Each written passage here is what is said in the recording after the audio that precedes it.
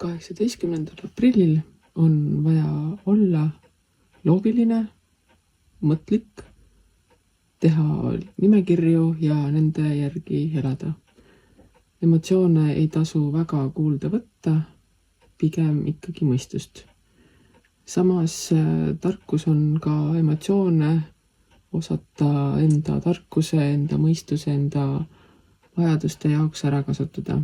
Sul on täna see oskus, sa tead, kuidas oleks hea tegutseda niimoodi, et kõik läheb sinu plaanide järgi. Sa oskad kasutada oma minevikus tehtud tegemisi tuleviku tarbeks ning kõige mõistlikum ongi täna kasutada mõistust ning seda, mida sa oled kogenud, võib-olla ka seda, et mida teised on läbi elanud, kasuta enda huvides ära selles mõttes, et sina ei pea kõike läbi elama selleks, et teada, kuidas asjad toetavad.